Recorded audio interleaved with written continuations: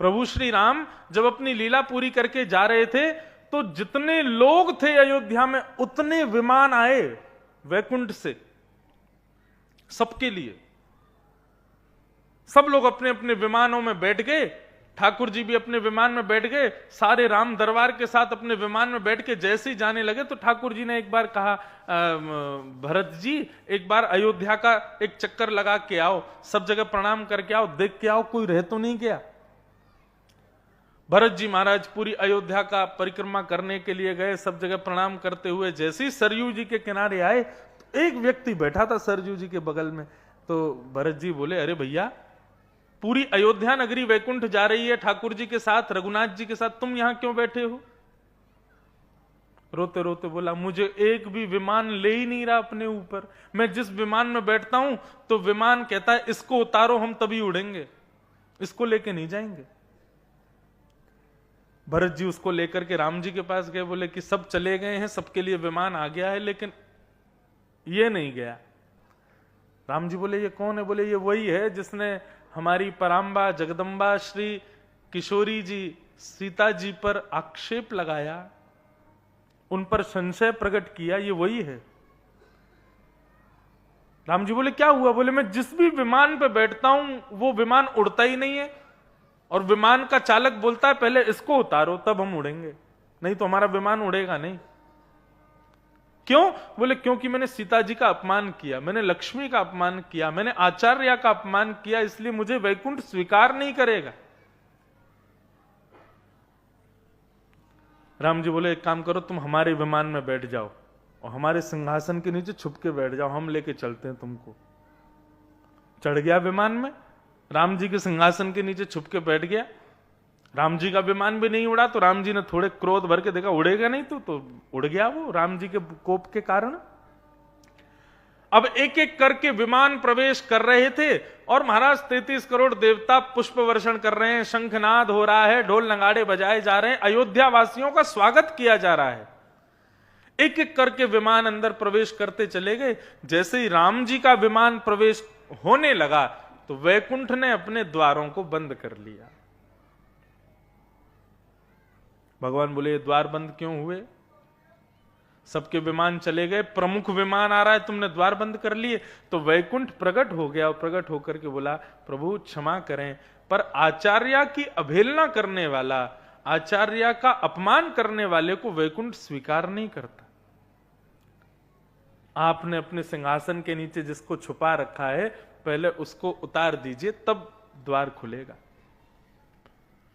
राम जी बोले, तुमको पता है तुम किससे बात कर रहे हो? साक्षात नारायण हूं मैंने ही वैकुंठ बनाया, मैंने ही सारे लोक बनाए, मेरे द्वारा ही सब निर्मित, ये नियम भी मैंने ही बनाया है कि आचार्य की अवहेलना करने वाले को वैकुंठ नहीं मिलेगा, और तुम मेरे सामने ही इस नियम को लागू कर रहे हो जब मैं जिसको लेके आ रहा हूं तब। वैकुंठ बोला, क्षमा करें, आप भी यदि आचार्य की अवहेलना करने वाले को लाओगे तो वैकुंठ स्वीकार नहीं करेगा। वो व्यक्ति बेचारा सिंहासन से निकल गया नीचे से, बोले महाराज मुझको वापस पृथ्वी पे ही भेज दो, अब वैकुंठ में तो जगह है नहीं। तो पृथ्वी प्रकट हो गई। बोले पृथ्वी से आचार्य की अवहेलना करने वाला चला गया, अब पृथ्वी इसको स्वीकार नहीं करेगी, वापस मत भेजना पृथ्वी पर। मतलब आचार्य की अवहेलना, आचार्य गुरुजनों की अवहेलना करने वाला कितना पापी से भी पापी माना जाता है। आप ये देखो, वैकुंठ स्वीकार नहीं कर रहा, अब उसको पृथ्वी भी स्वीकार नहीं कर रही है। भगवान बोले, तुम चिंता मत करो, हम तुमको किसी और लोक में भेज देंगे। हाँ भाई इंद्र इधर आओ, तुम स्वर्ग के राजा हो ना? बोले हाँ। एक काम करो, इसको स्वर्ग में ले जाओ, इसको स्वर्ग में रखो। इंद्र बोला, मैं अपना पदवी छोड़ने को तैयार हूं, अपना मुकुट आपके चरणों में रखने को तैयार हूं, इसी वक्त इंद्र की पदवी छोड़ने को तैयार हूं, लेकिन इसको नहीं लेके जाऊंगा, इसने आचार्य की अवहेलना की है। शंकर जी से बोले, आप ले जाओ। बोले, मैं अपने लोकों में भूतों को रख लूंगा, प्रेतों को रख लूंगा, राक्षसों को रख लूंगा, लेकिन इसको नहीं रखूंगा, इसको नहीं स्वीकार करूंगा। सबने मना कर दिया तो अंत में बचे भैंसा पे बैठे थे यमराज जी, नरक के स्वामी। नरक के स्वामी को देख करके वो और जोर से रोने लगा, बोले महाराज यहां तो मत भेजो मुझको। भगवान बोले तुम चिंता मत करो, यमराज अपना ही आदमी है, इसको बोल देंगे तुमको ज्यादा प्रताड़ना नहीं किया करेगा, कुछ कहेगा नहीं, तुमको बढ़िया कमरा नरक में मिल जाएगा, वहां रह लेना। बोले हाँ ऐसी व्यवस्था करवा दो। भगवान ने यमराज को बुलाया, बोले नरक में ले जाओ लेकिन इसको प्रताड़ना मत करना, इसको दंड मत देना, एक बढ़िया कमरा दे देना, वहां रह लेगा ये। यमराज बोले पापी नरक में आते हैं, दोषी नरक में आते हैं, अपराधी नरक में आते हैं, लेकिन आचार्य की अवहेलना करने वाले को तो नरक में भी स्थान नहीं है, इसको मैं स्वीकार नहीं करूंगा। जब सबने अस्वीकार कर दिया तो यहां तक तो बंधुओं ये समझो कि आचार्य भक्त गुरुजन संतों की अवहेलना करने पर कौन सी गति मिलेगी, इसको सुनिश्चित कर लेना। अब दूसरी बात ये कि भगवान फिर राम जी बोले अच्छा तो कोई स्वीकार नहीं करेगा? बोले नहीं हम स्वीकार नहीं करेंगे। राम जी बोले तो ठीक है मैं भी देखता हूं कि कौन स्वीकार नहीं करेगा। तो ठाकुर जी ने भ्रगुटी टेढ़ी करके एक दूसरा वैकुंठ बना दिया और उस वैकुंठ का नियम बना दिया कि जिसको राम जी लाएंगे उसको वो स्वीकार करेगा। और राम जी बोले अब सब रहो यहां वैकुंठ में, स्वर्ग में, नरक में, शिवलोक में, पृथ्वीलोक में, मैं अकेला इसके साथ रहूंगा उस लोक में।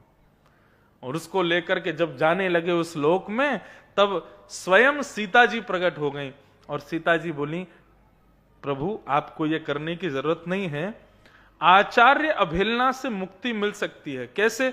जिस आचार्य की अवहेलना हो गई, जिस आचार्य का अपमान हो गया, उसके चरणों में झुक करके यदि प्रणाम करके क्षमा मांग लें और आचार्य दोनों हाथों से यदि आशीर्वाद देख के क्षमा कर दे तो वो व्यक्ति फिर क्षमा का पात्र हो जाता है। लाओ इस बालक को इधर लाओ।